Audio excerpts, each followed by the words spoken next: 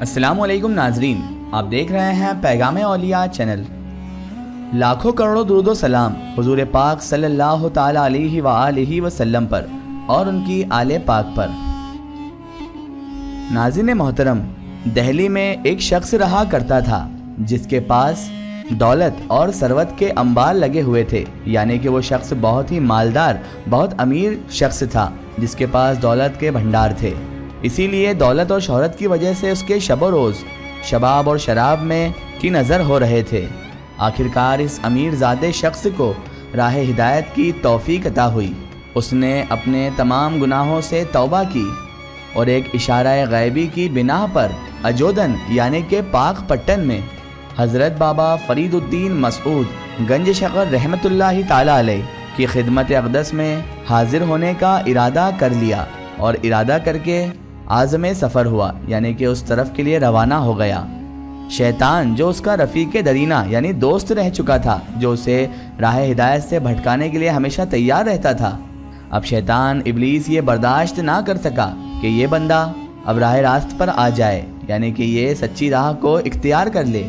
اسی لیے ابلیس ملعون نے اسے پھر سے بھڑکانے کے لیے، روشنی سے واپس سے اسے تاریکی میں لے جانے کے لیے ایک انتہائی خوبصورت اور بہترین طریقہ کار کو اپنایا، اور وہ طریقہ تھی ایک بہت ہی متربہ، انتہائی خوشبودار، خوبصورت حسینہ۔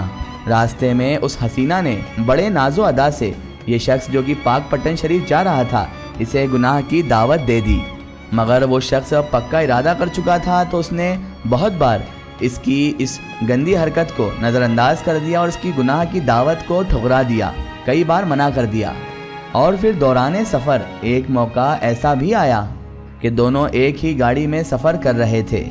قریب تھا کہ یہ شخص گناہوں کی دلدل میں پھر سے پھنس جاتا کہ تبھی اچانک غیب سے اس بندے کو ایک تھپڑ رسید ہو گیا، یعنی کہ غیب سے کسی نے اسے ایک چانٹا مار دیا، اور تبھی آواز آئی کہ اگر تو صحیح طور سے توبہ کے ارادے سے اگر جا رہا ہے تو گناہ کی ان چیزوں کو، گناہ کی ان لڑائشوں کو اپنے آپ سے دور کر دے۔ اس تختی پر اس مرد نے وہیں پر اس کافرہ کو اور اس خطرناک عورت کو وہاں پر اتار دیا، اور پھر وہ خود اکیلے ہی سفر کو جاری رکھتے ہوئے حضرت بابا فرید الدین مسعود گنج شکر رحمۃ اللہ علیہ کی خدمت میں پاک پٹن شریف حاضر بھی ہو گیا۔ حضرت بابا فرید الدین مسعود گنج شکر رحمۃ اللہ علیہ نے اسے دیکھ کر فرمایا، اے بندہ خدا، اس روز اللہ تبارک و تعالی نے تمہاری حفاظت فرمائی تھی۔ بے شک جو لوگ اپنی نیتوں میں اخلاص پیدا کر لیتے ہیں، اللہ تبارک و تعالی پھر خود ان کی حفاظت فرماتا ہے۔ اسی طرح بیان کیا جاتا ہے کہ محبوب الہی حضرت نظام الدین اولیاء رحمۃ اللہ علیہ خود بیان فرماتے ہیں کہ جب میں سر منڈوا کر حضرت بابا فرید الدین مسعود گنج شکر رحمۃ اللہ علیہ کی خدمت سے ہو کر دہلی میں آیا تو آپ رحمۃ اللہ علیہ کی طرف سے عطا کردہ کمبل کا خرقہ میں نے پہن رکھا تھا۔ یہ خرقہ پہنے ہوئے میں جامع مسجد کی طرف جا رہا تھا کہ مجھے اچانک شرف الدین قیامی نے بلا لیا۔ میں اس کو اپنے مرید ہونے اور خرقہ سے نوازے جانے کا بتانے لگا کہ کس طرح مجھے بیعت حاصل ہوئی اور کس طرح یہ خرقہ عطا کیا گیا۔ یہ سن کر وہ بہت غصے میں ہو گیا، سیخ پا ہو گیا، اور حضرت بابا فرید رحمۃ اللہ علیہ کی شان میں گستاخیاں کرنے لگا، نازیبا کلمات ادا کرنے لگا۔ محبوب الہی فرماتے ہیں کہ مجھے بھی برا لگا، حالانکہ مجھ میں اتنی طاقت اور صلاحیت تھی کہ میں اس شخص کو جواب دے دیتا، لیکن میں نے صبر و برداشت سے کام لیا۔ پھر میں جب حضرت بابا فرید الدین مسعود گنج شکر رحمۃ اللہ علیہ کی خدمت میں دوبارہ حاضر ہوا تو آپ رحمۃ اللہ علیہ سے میں نے تمام واقعہ عرض گزار کر دیا۔ آپ بابا فرید رحمۃ اللہ علیہ نے سنا تو قلب پر رکت طاری ہو گئی اور آپ رحمۃ اللہ علیہ رونے لگے اور میرے صبر اور برداشت کرنے پر میری تعریف بھی فرمائی۔ آپ کی حالت جلالی ہو گئی اور اس حال میں آپ بابا فرید رحمۃ اللہ علیہ نے فرمایا، میرا خیال تھا کہ شرف الدین اس دنیا سے کوچ کر گیا ہے۔ آگے محبوب الہی خود ارشاد فرماتے ہیں کہ چنانچہ جب میں دہلی واپس گیا تو مجھے پتا چلا کہ جس دن حضرت بابا فرید رحمۃ اللہ علیہ نے شرف الدین کے بارے میں یہ فرمایا تھا کہ مجھے لگا کہ شرف الدین اس دنیا سے چلا گیا، ٹھیک اسی دن ہی شرف الدین قیامی کی موت ہو گئی۔ ناظرین محترم، حضور بابا فرید رحمۃ اللہ علیہ سرکار کو ان کی بے بہا عبادت اور مجاہدات اور ریاضات کی وجہ سے بہت سے القابات سے نوازا گیا۔ حضرت بابا فرید رحمت اللہ علیہ جس زمانے میں بیابانوں میں مجاہدات اور ریاضات کو مشغول تھے تو ایک مرتبہ ایک دن کا واقعہ ہے کہ انہیں سخت پیاس لگی۔ پانی کی تلاش میں حضرت بابا فرید الدین مسعود گنج شکر رحمت اللہ علیہ ایک کنویں کے پاس پہنچ گئے، مگر وہاں پر کوئی ڈور یا کوئی رسی نہیں تھی کہ جس سے آپ رحمت اللہ علیہ پانی کھینچ لیتے۔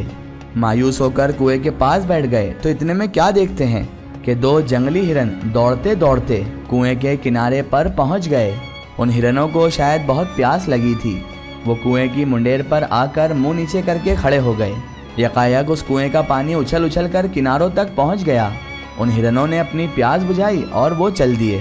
اب تو بابا فرید رحمت اللہ علیہ کی حیرت میں اور مزید اضافہ ہو گیا۔ آسمان کی طرف نگاہ اٹھائی اور فرمایا، الہی تو نے ہرنوں کو تو پانی پلا دیا، مگر معلوم نہیں کہ اپنے اس حقیر بندے کو پانی کیوں نہ دیا۔ فوراً غیب سے آواز آئی، اے فرید تو نے ڈول اور رسی کا سہارا ڈھونڈا اور اسے نہ پا کر مایوس ہو کر بیٹھ گئے، جبکہ ہرن تو صرف اور صرف میرے سہارے پر ہی یہاں پر آئے تھے اور میں نے انہیں سیراب کر کے واپس کیا۔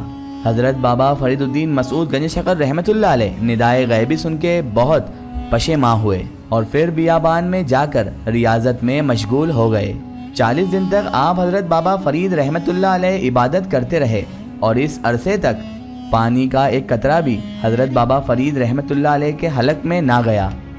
چلہ ختم ہونے پر آپ حضرت بابا فرید رحمت اللہ علیہ نے خاک کی ایک مٹھی جو اٹھائی اور اپنے منہ میں رکھی تو وہ اللہ کے حکم سے مٹی فوراً شکر میں تبدیل ہو گئی، وہ مٹی شکر بن گئی۔